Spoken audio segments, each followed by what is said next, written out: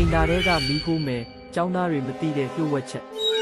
မြမကျောင်းဝန်းတွေကကြောက်စရာအိမ်သာဇလံအခန်းညနေ4 နာရီခွဲချိန်တွင်ထက်တန်းကျောင်းရဲ့အနောက်ဘက်ကအိမ်သာအဟောင်းမှာထူးဆန်းတဲ့အလေးထားတစ်ခုရှိတယ်ညနေ4 နာရီခွဲကျော်ရင်တတိယအခန်းကိုဘယ်သူမှမသွားရဲကြဘူးတကားကိုအတွင်းကနေခောက်တံပုံမှန်ကြားရတယ်မနက်ခင်းတိုင်းကြေးနီပိုက်ကောင်းမှာစပင်နဲ့ကြေးနီတင်ကားပြားတွေ့ရတယ်ကျောင်းသားတွေကဒီအိမ်သာကိုဆရာမကြီးရဲ့အိမ်သာမှုလူတူမရောက်ဘူးအခန်းနဲ့ပျောက်ဆုံးသောကျောင်းသူတွေ2019ခုနှစ်ကကျောင်းသူတယောက်မနီမာညနေဘက်အိမ်သာသွားပြီးပျောက်ဆုံးသွားတယ်သူမရဲ့ကျောင်းဝတ်စုံကိုအိမ်သာအိမ်မိုးပေါ်တွေ့ရတယ်အိမ်သာအတွင်းမှာငါ့ကိုကဲတင်ငါစပင်တွေကိုဖြုတ်ပေးပါ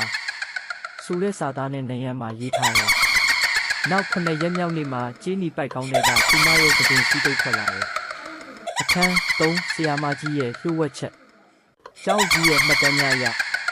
1988ခုနှစ်ကဒီကျောင်းမှာဆရာမတယောက်ကိုဝင်ဖြတ်ချပြီးအိမ်သာထဲမှာကြေးနီပိုက်နဲ့ကိုတက်တည်ခဲ့တယ်သူမသေးဆုံးချိန်မှာစပင်တွေကိုပိုက်ထဲထိုးသွင်းပြီးလေပင်မှာကြေးနီတင်ကား9 ပြားချိတ်ထားခဲ့တယ်သူမရဲ့ဝိညာဉ်ကအသက်18 နှစ်အရွယ်ကျောင်းသူတိုင်းရဲ့စပင်ကိုလိုချင်နေတယ်အဆုံးသက်ကြေးနီပိုက်ထဲကအတန်းယခုအခါညနေ4 နာရီခွဲကျော်ရင်အိမ်သာထဲကစပင်ညက်တန်နဲ့ဒင်းကားတန်များကြားရတယ်နှစ်တစ်ခါတလေငါက